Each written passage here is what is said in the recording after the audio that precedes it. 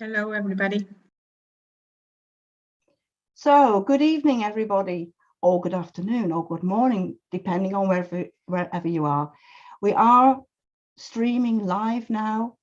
So, I was just saying to everybody who's just coming on, if you don't want to be seen, please turn off your cameras and please mute yourselves if you're not speaking. First of all, I would like to welcome all of you to this World Interfaith Harmony Week event from URI and PFI, so that's United Religions Initiative, and the Pagan Federation International. So on this very special day, it's February the 3rd, but a couple of days ago, we had another day, which is for many of us an important day. It's the day of Imbolc, or St. Bridget's Day.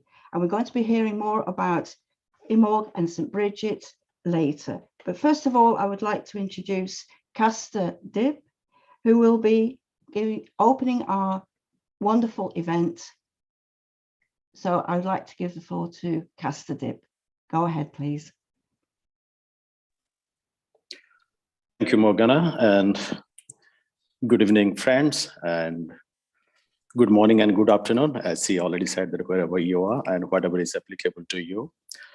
I'm Caster Dib, originally from India, but I'm in the Netherlands here, and part of URI Netherlands in the core group. Friends, I've been asked to just give you some reflections as we are observing this week as World Interfaith Harmony Week. I come from a country, and I think despite of whatever you have heard, the news that were there on the internet and everywhere in the last 2 months from South Asia, not only in India, but South Asia, might have disturbed you, particularly what happened in Haridwar in the month of November in a religious gathering, how the religious fundamentalism is on the rise in that part of the world, and their hate speeches were delivered calling for genocide of one religious minority in the name of protecting their religion. And then last Sunday we got a news also from Pakistan that 2 people were shot by unidentified gunmen as these 2 people were returning from their church service on Sunday. One of them died on the spot, and the other one is still battling for life in a hospital. And then last October we also had some news coming from Bangladesh, where some religious shrines were attacked during actually their festivals, actually a religious festival. And of course, we all know what is happening in Myanmar. Now, when all these things happen, I think we also tend to question ourselves that how can we spread hate in the name of God or in the name of religion? And Dalai Lama once said that India is a model for religious harmony. But sometimes when I look at such things, I question myself that are we really a model for religious harmony now? And then I just specify myself by saying that yes, because the people who are resorting to violence in the name of religion or in the name of gods or goddesses, they are in fact in the minority. I don't think the majority of the people would support that. They are in the minority, but the majority of the people are peace-loving people, and they would like their religion to be really recognized as a religion of peace. And this could also be a problem because this truth claim in different religions is really contributing to this religious fundamentalism. I think in my context, probably a more appropriate word would be religious nationalism. And as I was just looking at this scenario in South Asia and also in other parts of the world, one thing that came to my mind, this is what actually Persian poet Jalal ad-Din Rumi says about God and the truth. He says, the truth was a mirror in the hands of God. it fell and broke into pieces. Everybody took a piece of it, and they looked at it and thought they had the truth. Today, this truth claim is creating religious fanatics and extremists and distorting the phenomenological notion of religion. Our role as peacemakers is to help join those broken pieces of the mirror to know the fuller truth about God and the potential religions have to build peace in a world marred by violence and injustice. And that's the reason we are here to celebrate this Interfaith Harmony Week. I wish that our time together here would be worthwhile.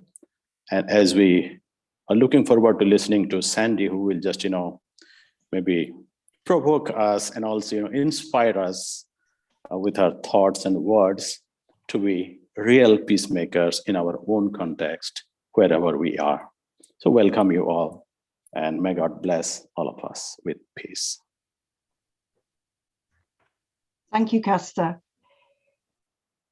So moving on to many of us who've worked for many, many years in interfaith, I would like now to introduce you to Sande Hart. Sande is an award-winning leader in the fields of women's empowerment and interfaith community building. She is the president of the Women's Interfaith Global Organization, S.A.R.A.H, the Spiritual and Religious Alliance for Hope, now in its 20th year, I think, Sande. Last year we were in the 19th, now we're in the 20th. Sande served in leadership as chair for the North American region of URI, and also a founder of Compassionate California, and developed and served as director for the Women and Girls sector for the Charter for Compassion. Sande's new book, The Liminal Odyssey, The Alchemical Power of the Spaces in Between, is going to be released shortly. So I'm hoping Sande will tell us a little bit more about her experiences in peace building. Go ahead, Sande. Thank you, Morgana, and hello, everybody. It's really an honor to be here in this circle, the sacred circle of squares. I know a lot of you, and it's so good to be in circle with those of you as well that I don't know. So may this be the beginning of our new friendship. First let me say I am speaking to you today from the occupied territory of the Wanyenyo Band of Mission Indians, the Aheshiman Nation in Southern California, beautiful, sunny, bright, sunny California. It's late morning here today, right now. And so what a great environment to have this conversation with you on the other side of the world or close to it. So Morgana and I were speaking, Morgana and along with Maureen and Dale also, but Morgana and Maureen are ambassadors, and we were speaking on our ambassador call about this article that I'm writing on the problem of interfaith community building. And so, here we are. Yeah, I'd like to talk to you about the problem of interfaith community building in the environment of a topic of harmony of life, living together peacefully, and how do you reconcile the problem with the harmony? Because harmony can exist in the midst of a problem, we know that, but it's a constant challenge. And for me, that's what the problem is. So first, let me clarify what I mean when I say a problem. A problem is different from a challenge. A challenge is something that is an issue, big or small, that we struggle with. We know what our challenge is here in the work of interfaith, and it can be different for all of us, with the common thread of interfaith as a solution, interfaith collaboration, cooperation as a solution. And we can see the solution, and we can commit to overcoming it and those obstacles, and we can see measurable results along the way. A problem is something that requires fixing, just like a challenge, but our efforts over time are just not hitting the mark, or they might be, but then the problem comes back. It's a problem that doesn't go away. A challenge can be resolved. A problem is just something that is it doesn't go away. And the fact that we are still, the 21 years into interfaith cooperation and collaboration, the URI is still in need, right? It wouldn't be great to put ourselves out of business. Wouldn't it be great to change this conversation, not constantly talking about why we need interfaith and how interfaith is possible. Interfaith cooperation and reconciliation is important because it'll just be something that we know and that we do, and we can move on to solving other problems or challenges. So with all that said, and with absolute respect to the URI, because I wouldn't be here if it weren't for the URI, I don't think anyone is falling short. So let me be really clear on that. We're not falling short. But what I'm seeing, and by the way, for those of you who don't know me, and many of you don't, I can be a little bit of an antagonist. I like to pull apart the seams and stretch the edges so that we can resolve our problems readily, kind of just go into the shadows. And so I should say that, when my experience over the last 20 years are interfaith gatherings, meetings, conferences, where we're all speaking to one another, right? There's heads nodding up and down in the room. We're all agreeing. Forgive the expression, but we are preaching to the choir. We are attracting those who already are there. You are already there. And if you're not, and you're just dialing in, you're halfway there, right? Is this where our problem is? If we continue to do this, we're going to constantly be revolving. We need to regenerate the solution, not regenerate the need for having these conversations. And so for me, that's where the problem lies. And I happen to think that S.A.R.A.H, our women's interfaith organization, which I'll share with you a little bit about, I think we've actually done a really good job at addressing this conversation and pulling out the root causes of the issues, and having those difficult conversations, but not just the conversations for us in the room. How are we bringing that out broadly to the larger population? And again, those of us who come to the table or in the room or in calls like this, we see those positive outcomes. Yet, obviously, it's not enough. 8 years after the Interfaith Harmony Week has been instituted, and 21 years after the URI, once again, I know I'm repeating myself, we're not seeing less faith-based crime reports, and our work seems to just never be ending. So,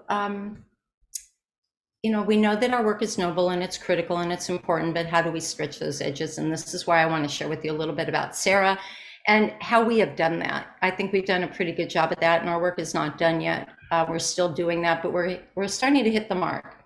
So S.A.R.A.H started after the events of 9/11. We're a women's interfaith organization. We were created out of a calling that I had the morning of 9/11, gather women. I didn't know where to gather the women.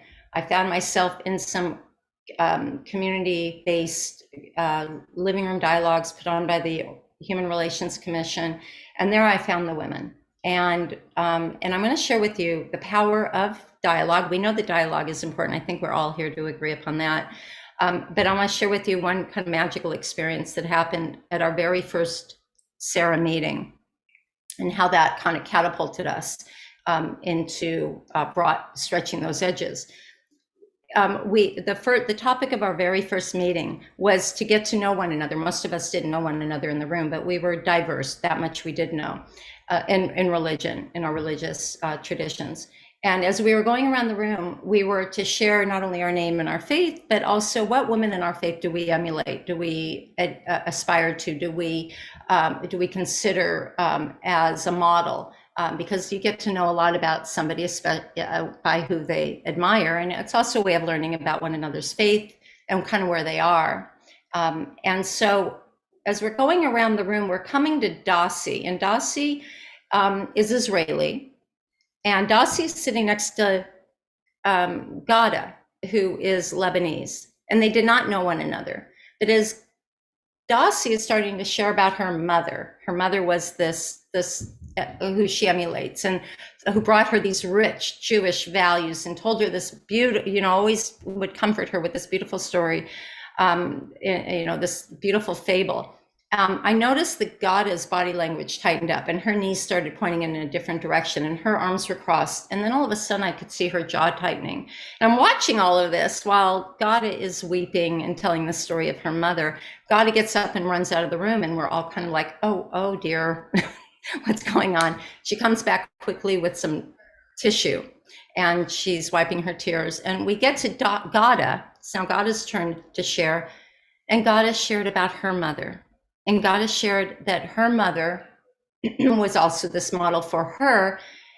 And she had been preparing as we were going around the room to tell the story of this fable that her mother would tell her in times of needing comfort.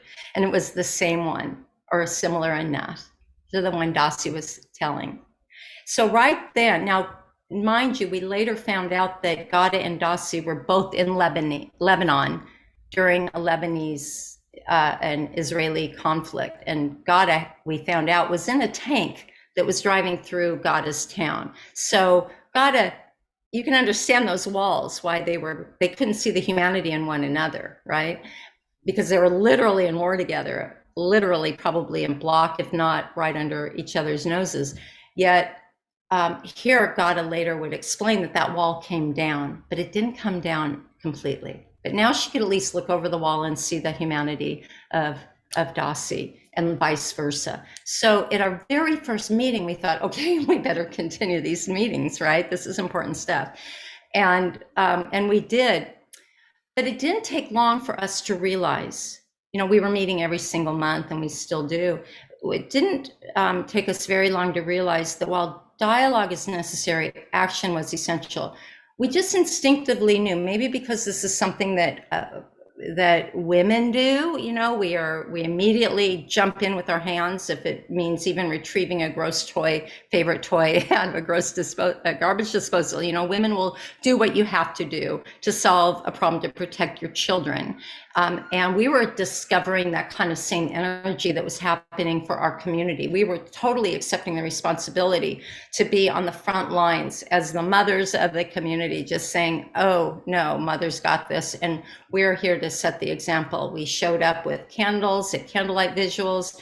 We were being called upon by the university for panel discussions on interfaith, you know, we were modeling interfaith at its best. And then the URI posed a challenge out to the network, and we found out about this challenge a little late. Like we had, and it was for a prize. The prize was, it was put up by the Bose family. Maria shaking her head, and it was for the Bose Award. And the Bose Award was to go to a cooperation circle that could exemplify the PPPs of the URI. I'm not going to get these in the right order: preamble, purpose, and purpose. Sorry, I'm on the spot, Maria. I've known Maria for 20 years now. I think she saw that coming. And so we're like, this creative tension happened, and it's like, what could we do that's different that we're not already doing? What could we do better, right? What could we do? It really asked us if we were doing enough in that moment. And we realized, you know, what aren't we doing? And I had just put down the book Me to We by Mark and Craig Heilberger. And I just read this sentence that said, communities thrive and grow, not just when we sit and talk with one another, but when we focus on our unifying goals. And I'm like, oh, unifying goals. And he had given some examples of some like community service projects and things like that. And I'm like, well, that aha resulted in an interfaith weekend of community service. And what we did was we reached out to churches and all the different faith traditions, of course, universities, all of those that we had built relationships with, the food pantries, social services, the environmental groups. And we said, come together, we're going to go out and we're going to organize 100 different service projects. And we're going to galvanize thousands of people and we're going to mix everybody up. We called it covert interfaith cooperation because people may not have known that they were going to pack boxes of food next to someone who was different than them. That's exactly what happened. We had women sitting in a circle knitting booties for pediatric cancer wards. We mixed up faiths, so they're sitting together, and women of different faiths. We had, a runway of people packing boxes and or working shoulder to shoulder, cleaning up the beach together, that were diverse and getting to know each other. And the results that came from that, and we ended up doing that for 7 years, by the way. Oh, and I didn't mention we won the Bose Award for North America. And I was in India with Maria, and who else was in India for that global assembly to accept our award, Celeste. And it was, and that question, just the question, gave us the courage, and also the prize money didn't hurt. We actually still have some of that prize money sitting in our bank. We didn't need to use any of our money to do that. It was all about going out into the community and just saying, and of course, our time and energy. But we only did it for 7 years because we burnt out, because so that happens as well in our work. But that question was, are we doing enough? Are we reaching enough people? And I just want to say another thing, and can you tell me how I'm doing on time, Morgana? I didn't look at the clock, and I want to be respectful of time, because we're okay. But I'm just checking to see if there are any questions in the chat, because this is really a moment to ask Sande questions, because I'm very curious as well as to how you're actually, you were just saying about reaching out. Has anybody got any question? Really, I'm just going to check. If not, please carry on, Sande. It's fascinating. I'm really curious as to what we call in England these tea parties. In Dutch, we call them theekransjes, where people come together in circle and they share food. And I think that's what you're actually explaining or illustrating. I'm wondering if anybody else has that kind of experience. I know we get together. What is your experience in the last couple of years with Indigenous people, for example? How does your approach differ with different cultural groups, or how do you actually do that? Well, you asked me a few questions. Well, first, let me clarify. What I'm not suggesting that I'm saying, yes, we definitely need to continue coming together in circle and having lunches together, right? Sharing food, right? Breaking bread together is always important. And that's some of the favorite memories of our S.A.R.A.H meetings, actually, are all the amazing food. Always do a potluck, by the way. You must always do a potluck when you come back in community. But what I'm saying is that enough? That's my question to everybody. It was a question we were asked. It wasn't enough for us. And that, to me, is what I think is the problem, is how do we address the root problem of what is creating these issues, these divisions among us, right? And are we going to solve that problem? Are we realistic in our goals? What are we trying to, if we're trying to make ourselves, if we're trying to continue to affirm with one another that we're doing the right thing, that we're living our lives out in the world as interfaith activists, when we come together, that's great. But if that's all we're doing is sitting in circle, all the interfaith councils and there were 13 at one time in Orange County, which is where I'm at. There were really probably 5 or 6 that are really active, but I was involved in all of them. And they're mostly made up of clergy and some community builders. And every now and then the food pantry or the different social services would come, and we would look for solutions at what we could do to support them, because they needed our support. But most of them were clergy, and occasionally I'd go to their services. I never heard anything about interfaith cooperation. They had this megaphone to 500 to 1,500 to thousands of people at a time to impress upon them. So, of course, they're there to do what they're there to do. But is it enough what we're doing when we're in circle together if our goal is to create interfaith peace globally, right? What can we do in between the seams of those pieces of the mirror da Costa so eloquently. Who was, I didn't catch whose quote that was. It was stunning. It was Rumi, the Persian Oh, poet. Rumi. Yeah. Well, that makes perfect sense. So yeah, so what can we do in between those broken pieces of glass so the mirror is whole? And it's not even a question that we need interfaith work. We accept the fact that we're part of the same mirror. And so that to me is our goal at S.A.R.A.H. And why we think it's so important that you stretch those edges. We are all also, one thing that we discovered at S.A.R.A.H. was our interdependence on one another, recognizing our interdependence. So interfaith, if we take interfaith as a sector, we've got interfaith, we have the environment, we have health and well-being, we have, indigenous, we have, indigenous rights and embracing some, that shared wisdom. There's all these business. If you look at the Charter for Compassion, all of their sectors look at, well, I know women isn't there anymore, and I personally am sorry to see that because that's such an important sector of society.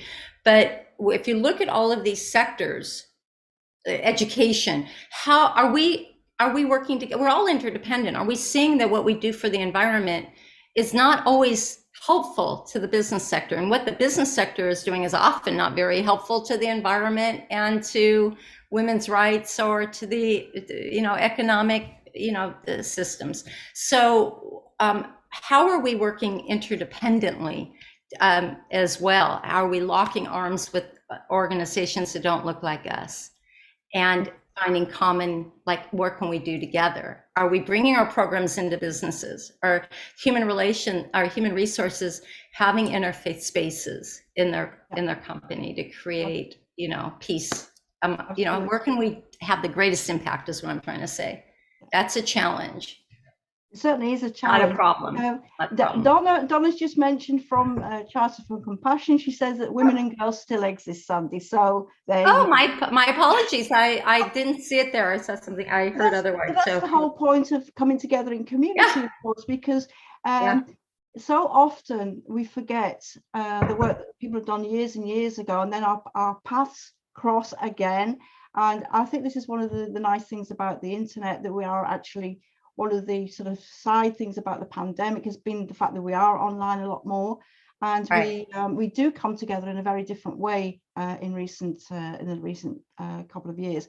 The one thing that why we chose this idea of harmony, often we can say that working together we can bring a balance, or peace building is to bring a balance. But one of the things we also discussed, Sandy, was the fact, again, coming to like Khalil Gibran, he talks about the strings of the harp.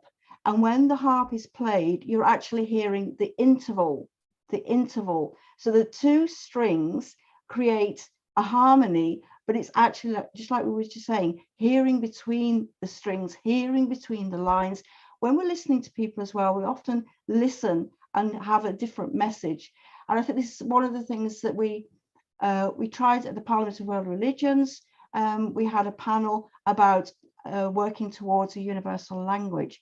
And I often think language, the language of ritual. And of course, one of the things I remember about being with S.A.R.A.H. in Toronto was at the assembly when we had the ceremony with water.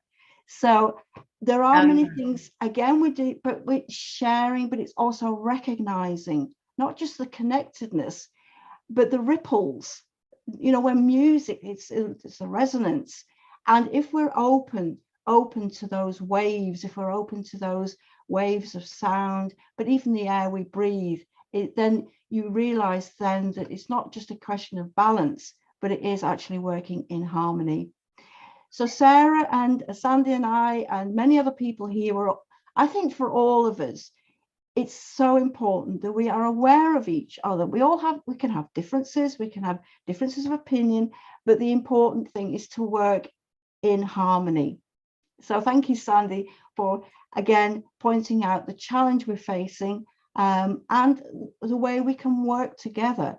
If we work together, then the harmony will result, because we're not just sharing a meal or sharing space, but we're actually sharing our spiritual aspirations as well. I think this is also something which I would like to talk about next.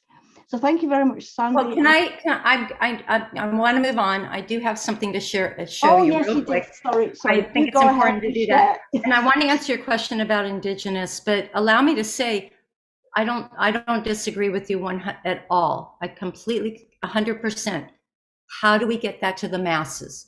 How do we take that conversation and that understanding? And a quote that's actually in my book, thank you for mentioning my book, is the most important instrument in an orchestra is the tuning fork. And what are we tuned towards, right? So for me, what our goals are at S.A.R.A.H is, hit in the masses. And to answer your question, and then I'll be complete here, I just want to share here to answer your question about what S.A.R.A.H is, how we work with Indigenous. If you know S.A.R.A.H, you know that we don't do anything without inviting an Indigenous elder, doing our level best to have an Indigenous elder. I have a lot of relationships with all of the 13 Indigenous grandmothers, or as many of them as are available right now. This is an example of looking at the root cause of the problem. So S.A.R.A.H is constantly looking at the root and tugging at the root. A root cause of patriarchy and systems of domination began at the Christian Inquisitions, and the doctrine of discovery that was birthed from that out of the Pope at the time. And so this documentary is put together by these two Indigenous elders, Stephen Newcomb and his daughter, Shauna Blue Star Newcomb. And they are going to be presenting this film next week at 4 p.m. PST. But you won't be able to see the recording of the call, but you'll be able to hear them. And I suggest you look into, because I know so many of you are not going to be available at 4 p.m. Pacific Standard Time to come to the call, but look into having them come and speak and look at their documentary if you can, because this is the sort of thing that gets to the nut and this is how we create harmony, is when we look at the root cause of what's creating the division amongst us. And so I appreciate this time, and I'm sorry if I ran over a bit, Morgana. Thank you. So, no, that's absolutely. Thank you for reminding us of. Some people will recognize Stephen Newcomb. He was also at the Toronto 2018, and absolutely amazing with the work he's done. Also looking at the doctrine of discovery. If people are not familiar with the doctrine of discovery, I do suggest you check out what that's all about. It will explain a lot of things about colonial past, but also the role of the church a couple of centuries ago, and how that is still affecting many of us today. So thanks a lot, Sande. I'm going to rush on now because I know, is Selena still with us?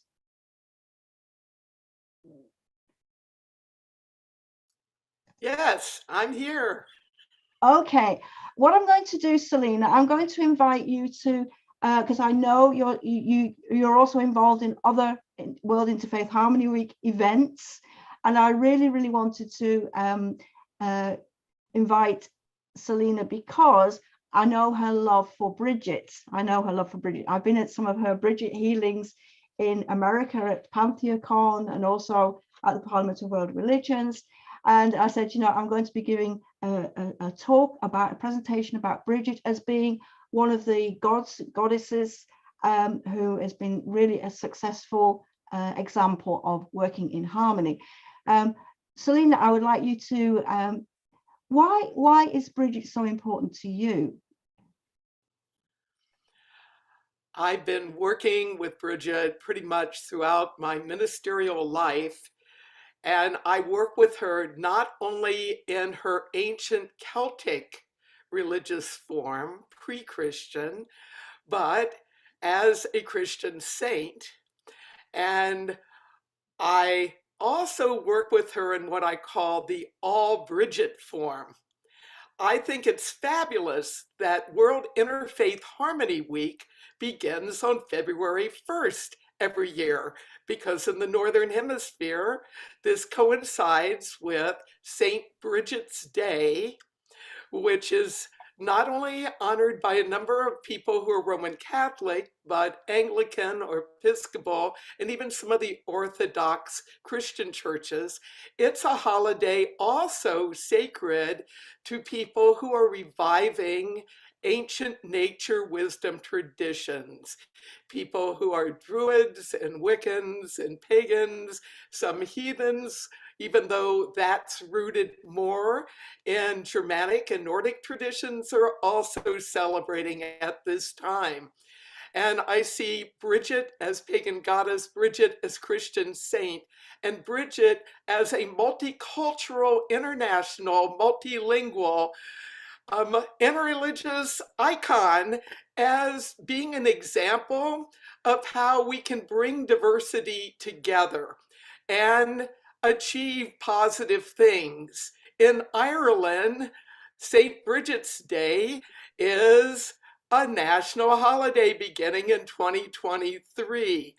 And I am so excited that as the news has been released internationally, not only is Bridget in the St. Bridget patron saint of Ireland form emphasized, but her pagan Celtic roots is part of it, and she's entered pop culture. So going back to what Sandy was talking about, how do we reach masses? And I think one really powerful way, in addition to us coming together as groups and building those relationships, is to find ways to set our experiences down, writing them, taking pictures, and not only having them for our own personal journaling and community archives, but being able to come up with clever ways to share the fact that interreligious communication and collaboration is happening.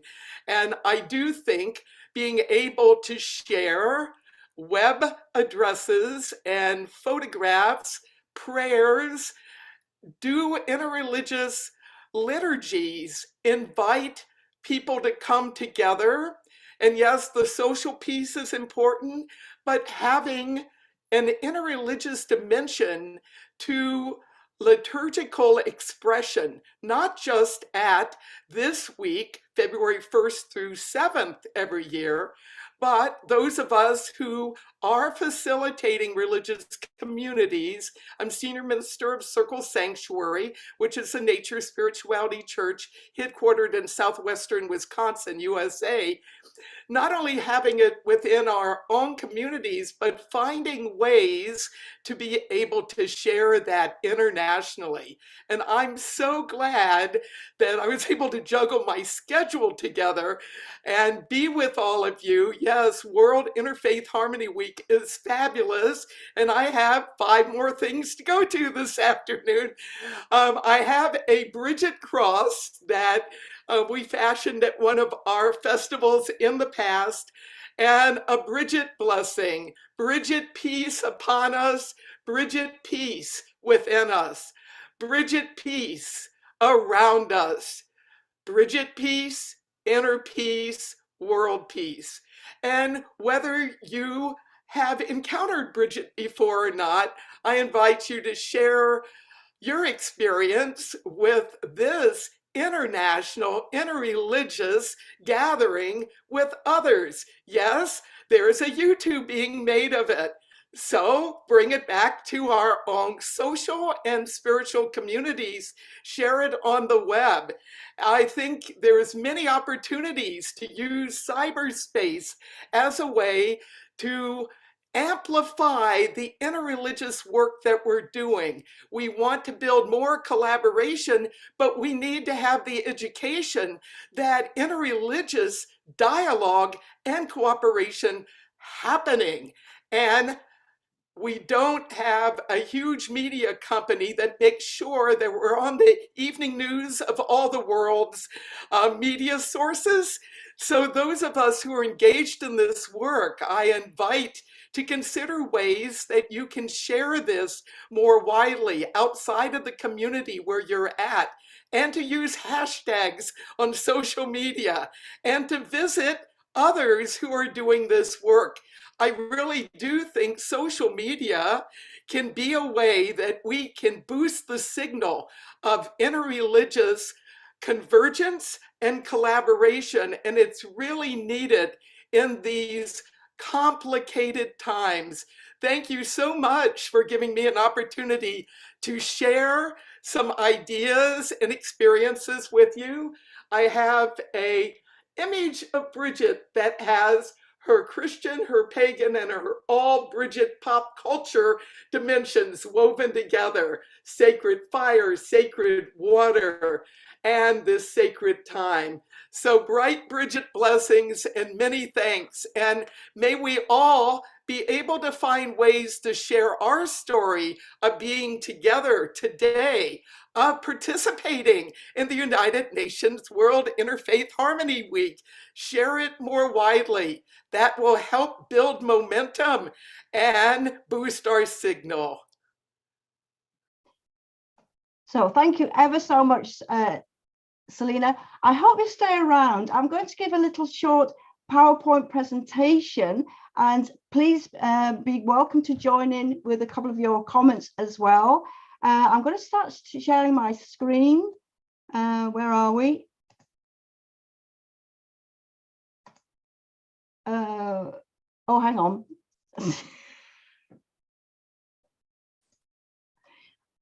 Just a moment, just a moment.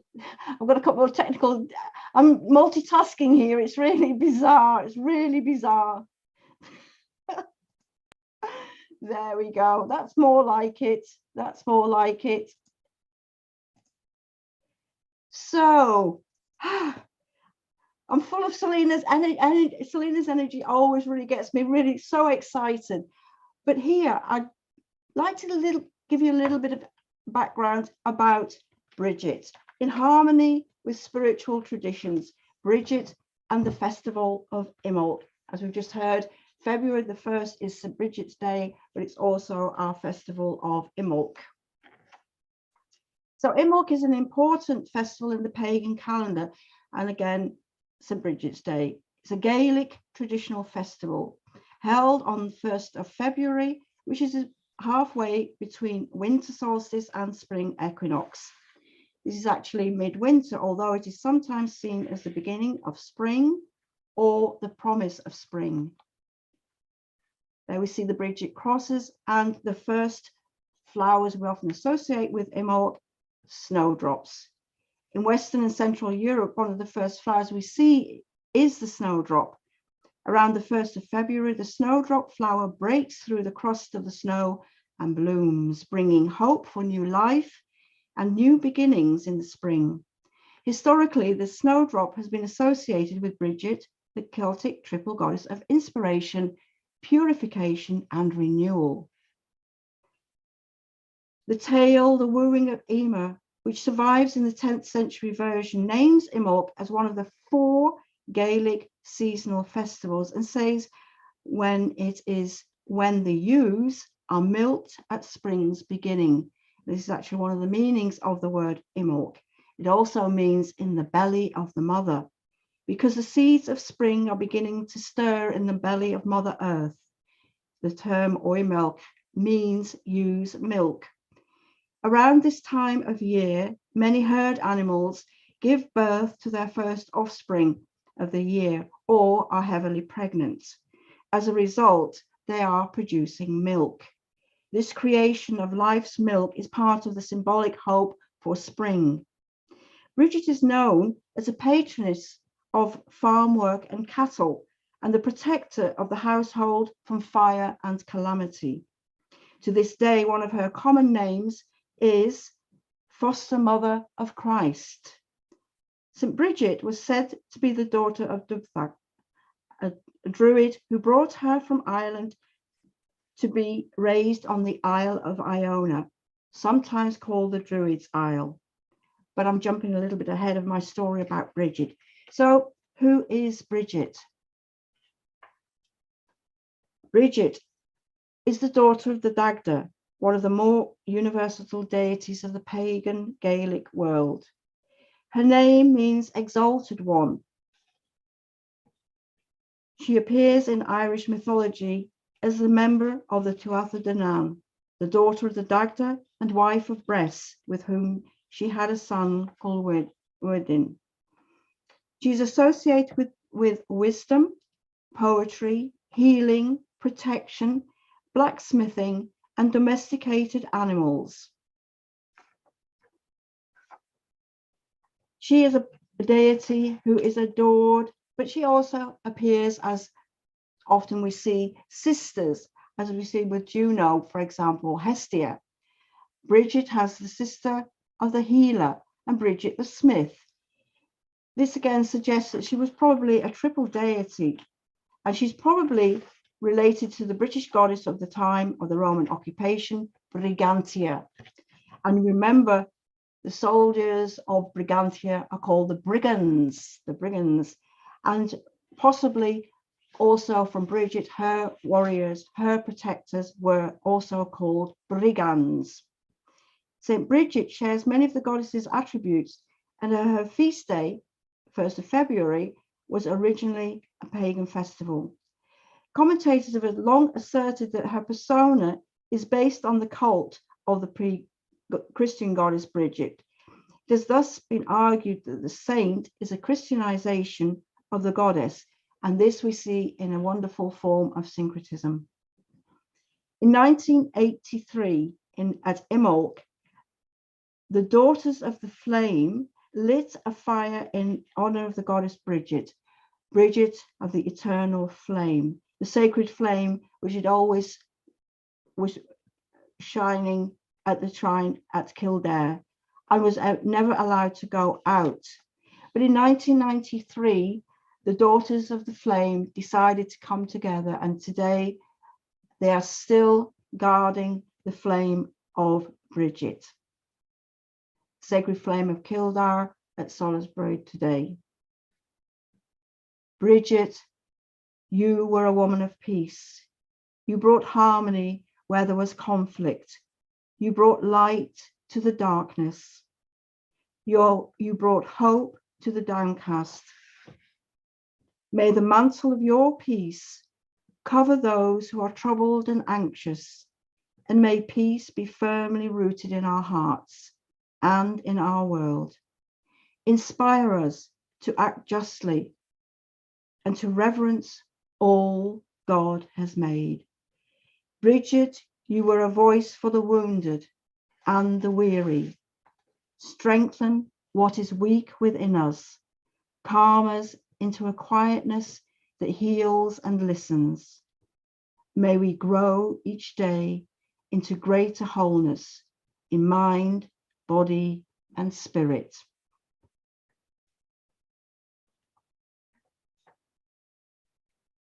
As I've said, Bridget is also associated with the forge, blacksmithing. Again, we see how the gods wield the fire and create all those things we need on earth. The blacksmith gods were very, very important. Hephaestus, Vulcan, and Bridget, she too was the goddess of the forge.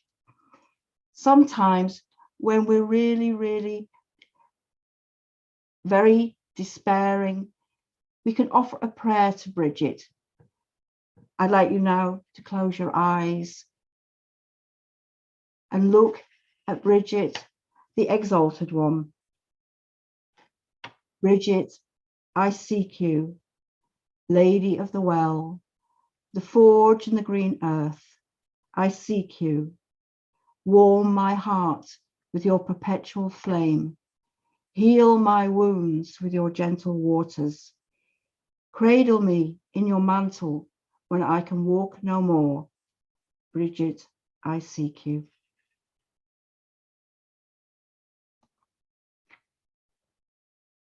Here we see Bridget as the saint and Bridget the goddess. Many, many people throughout the world now, as we've seen, Selena remembers Bridget when she's doing her healing rituals. Bridget is the one who everybody recognizes her as the mother. And we heard the foster mother of Christ. She who will be there in the darkest of days. Lady of my night, lady of my morn, rise ever and walk ever onward, blessing with your grace.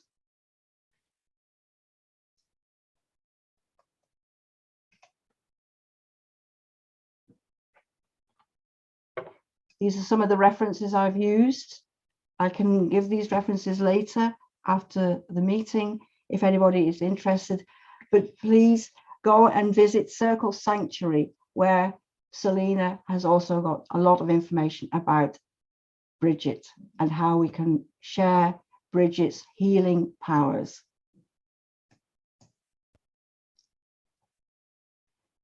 Selena, did you recognize any of those moments? Again, I always remember us working together at PantheaCon, and I still have a lot of pictures where we have all our hands together. Would you like to add anything else? Because I think I've covered most of it, but have you got any prayer you would like to offer us before we go to, or has anybody got any questions? Well, I'm so thankful that we have gathered today to celebrate the United Nations World Interfaith Harmony Week. And I'm so glad that as part of our conversation, we've had different voices from different parts of the world that we're not only celebrating coming together, but looking for ways to take what we do here, what we say here, what we experience here out into the world more fully. And I'm so thankful to you, Morgana, for all of your international, interreligious work, in addition to being one of the elders within contemporary pagan religion that has assisted me not only at Bridget healing ceremonies I've done internationally at interfaith events, but the whole bringing together of the diverse traditions of people connected with nature, not only indigenous peoples from around the world, but those of us whose spiritual traditions of nature and of the land are rooted in Europe. We're now global, and it's so fabulous to be together at this sacred time. Yes, there's a lot of people in the Northern Hemisphere that will be continuing to celebrate Imbolc all week. And a shout out to everybody in the Southern Hemisphere who are celebrating Lunasa or Lammas. So I am so glad to be here with all of you. Many blessings, bright Bridget blessings. Right, Bridget blessings, indeed. Has anybody else got a Bridget poem they would like to share? I know Maureen's with us, Isabel's with us. Are there any Bridget poems in Portugal or Brazil? We have, I know Bridget's Day, Saint Bridget is celebrated in Latin America. I found some information from Peru. It's actually called Candelaria. So for all Candelaria, yes. Isabel is in Portugal. Have you got any Bridget poems or Saint Bridget poems, Isabel? Hello, everybody. Hello, world. Unfortunately, I don't have it. I only have a light. Light of love. In Portugal, the 2nd February, it's very important, because it's the day when the Virgin Mary presents the child. I don't remember to whom, it's the day of the Annunciation. Yeah, the Annunciation, So, correct, yeah. yes, of course, it comes from the times of Isis, when she presented the Aeon to the public. And we have this tradition on the 2nd February by night. Only men can go to the street and have torches or candles. I remember that when I was young, and of course, Portugal, it's very Catholic. And we children, we were forbidden to go outside on the 2nd February because I don't know why. So they did the procession by night, and then they deposed the candles in the churches. And so the churches were illuminated all night. And on the 3 February, everyone could enter the churches. And they did a special mass on that day. Mm. Usually yeah, in actually, Portugal. Isabel, that's the other name for many of our pagan friends. Brigantia. That's what we call candle mass. That's why also we have this festival, candle mass. In the Netherlands, it's called Maria Lichtmis. And again, it is celebrating the Annunciation. So we see this crossover, this beautiful crossover from pagan beliefs and the old gods, but also being incorporated into the church. And yes, I think that's what the comes name out here is Bridget about. in Portugal, it's not very common. Saint Bridget, of course, Santa Bridget exists, and she's connected with the healing of the eyes. Oh, right. Old eyes diseases, you have a pure water from a well, and you shall ask Saint Bridget to bless your eyes. On the north, specifically on Galicia and Minho, we have a goddess called Brigantia. Yes. But as far as I know, the archetype of Brigantia, she was a warrior goddess. And it's not properly the same archetype as the goddess Bridget. I have to do research on that. It's very interesting. Yeah. And this year I discovered, I will see if it is true or not, there is a church here in Lisbon who they say they have the bones of Saint Bridget, who was taken from Kildare. I discovered that this year. Wow. And they do every one of each month, they do a guided procession on that church. So I will investigate that. And if that is true, I think Portugal has the bones of the head of St. Bridget. Wow. Let me see if that is true. That's extraordinary. So I would like to invite anybody else, if you have any poems that you'd like to share, any experiences. What we're going to be doing now, we're going to draw this meeting, the live streaming will be completed, and then we'll go into a session, a private session, where we can let our hair down and perhaps talk about the experiences of peace building, the stories that you would really, really like to share, and also share perhaps some more poems.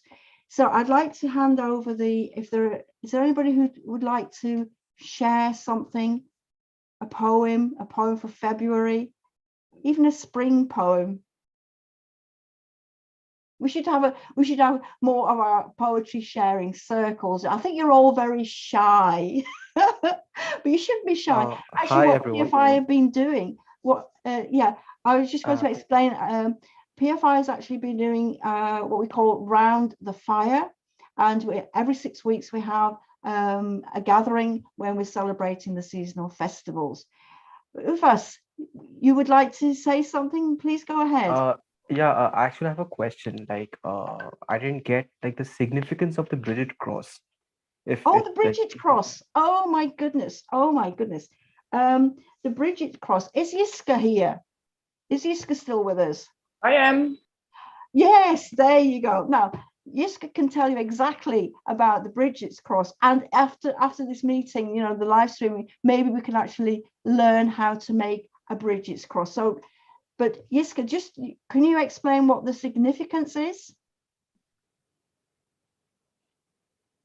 Ooh, well, there I am again. I was muted.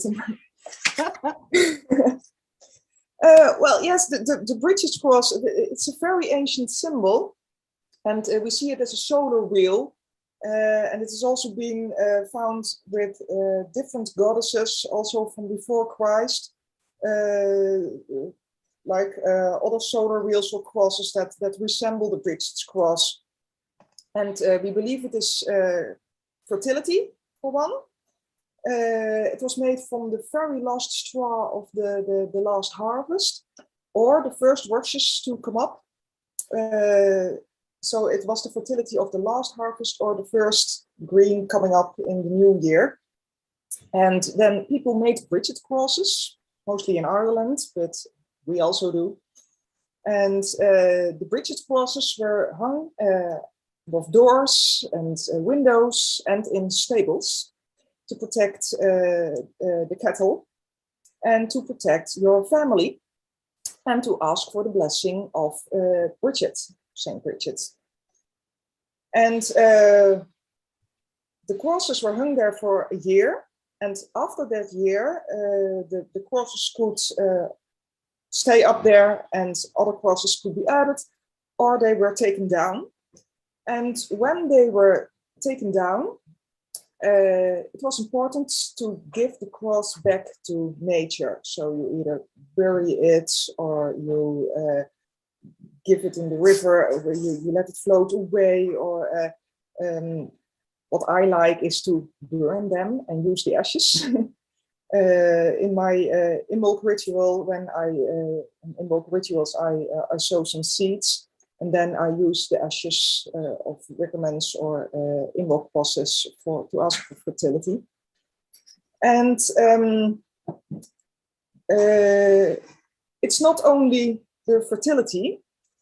The Bridget cross is also for protection and for protection of illness, and to stimulate fertility and happiness. And Bridget was not only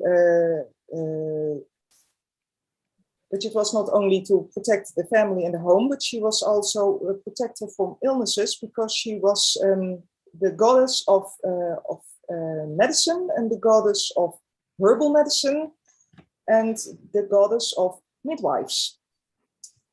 Then there's also the saying that the 4 arms, there are, well, just an interval, there are 2 types of Bridget crosses, 3-armed Bridget crosses and 4-armed Bridget crosses. But they say the 4-armed Bridget cross is also symbolizing the way the goddess moves through the year.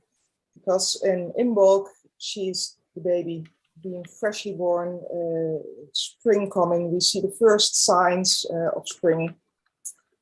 And then we move on to Beltane, that is in May, 1st of May. And then she is the virgin, she's the maiden, she is, well, let's just say she's ready to mate. And then we move on to Lughnasadh, Lammas, which is on the other side of the globe right now. And then she is the mother, she is the goddess of the harvest. And moving on through the year, we go to Samhain, Halloween, and then she goes to Crone, the old wise woman. And then the old wise woman, she goes to sleep, or she dies and she returns, she rebirths, like everything in nature. And when Imbolc comes, she's there, she is welcomed again. The old crosses who have become brown and dry are replaced with fresh ones, just like the goddess herself, and just like the whole nature, the whole year, everything in cycles. Yeah. So there you go. There you go. Our time is coming up, Iska. If you'd like to stay later, then maybe we could actually make one. So please stay around. I'd like to ask Carola now to conclude our meeting. It's already more than an hour. It's amazing how this time goes, but I'd like to call on Carola to close our meeting formally. I'd like to just thank Sande. I'd like to thank Selena and Castor for joining in, and Yiska for the last thing. But do stay around and we'll continue, but then we won't be live streaming anymore. So Carola, please, would you like to conclude our meeting? And then we will stop recording. Thank you.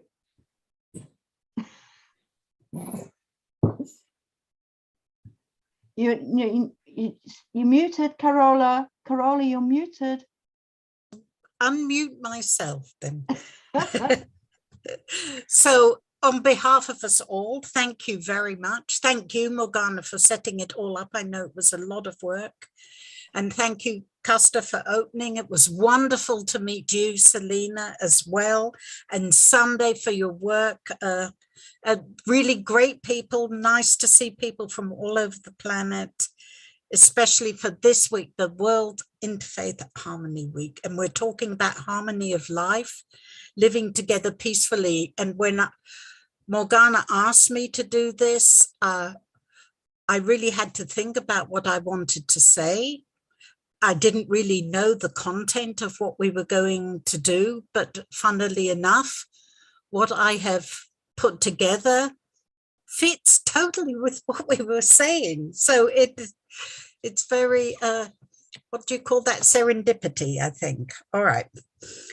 So I would like in closing to talk about the value and importance of demonstrating respect for each other, especially in these uncertain times that we are all going through. Something I think about a lot.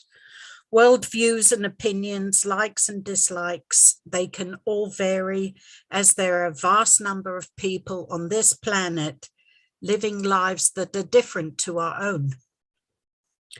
Most of us are actively engaged in interfaith dialogue, and we try to be open-minded towards individuals who see the world uniquely in contrast to how we do. We know it's essential to show respect to people around us, and we try to build bridges towards a better understanding.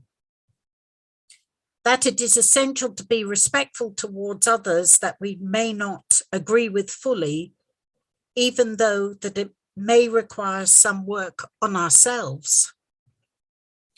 Respect is an important part of how we relate to each other and how we feel about our own identity.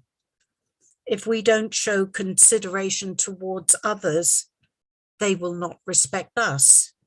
And if we don't respect ourselves, we won't be shown consideration by others either. It is basic to having a sense of security, to have the option to communicate unafraid of being judged, embarrassed, or oppressed. Feeling respected could be viewed as a fundamental liberty that should be common to us all. And unfortunately, it isn't. Many people don't have that liberty. We all want to be listened to be heard. We want to be supported and showed kindness and to be treated with politeness.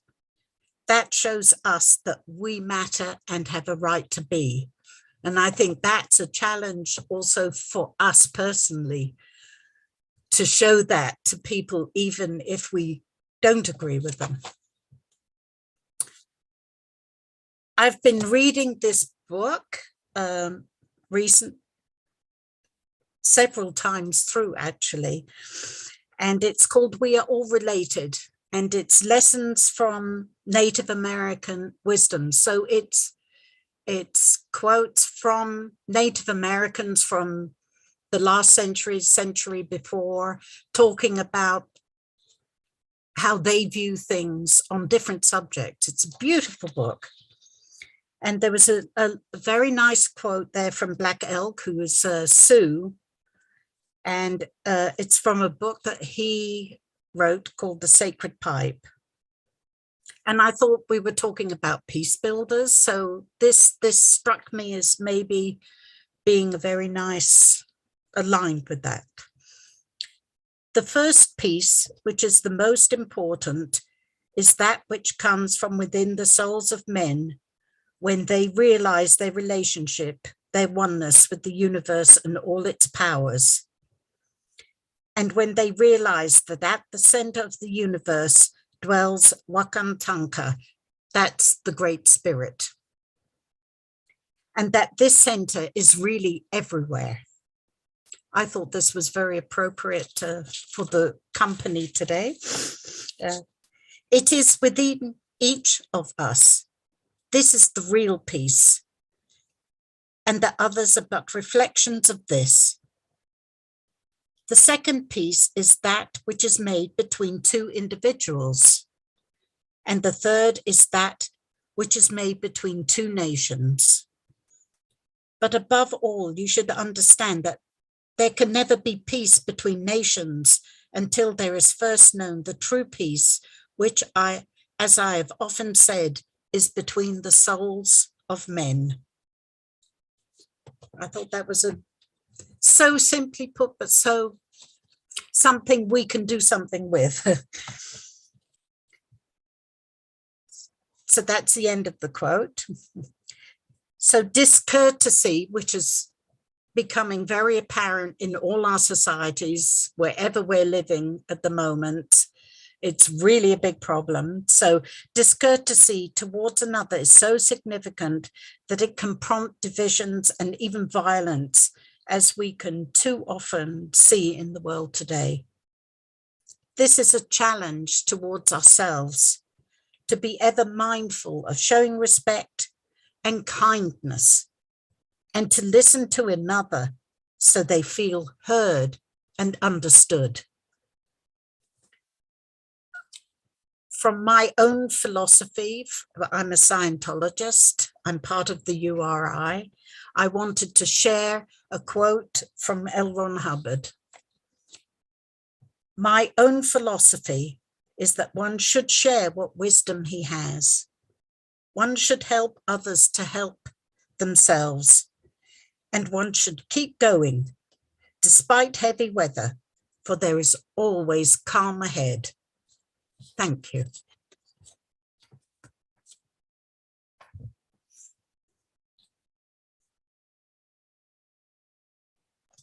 Thank you, Carola, and thank all of you for being with us on this very, very special evening, afternoon or morning. And remember the words of Bridget. Bridget, I seek you, Lady of the Well, the forge and the green earth, I seek you. Warm my heart with your perpetual flame. Heal my wounds with your gentle waters. Cradle me in your mantle when I can walk no more. Bridget, I seek you. God bless you all. Bridget blessings to everyone. Blessed be.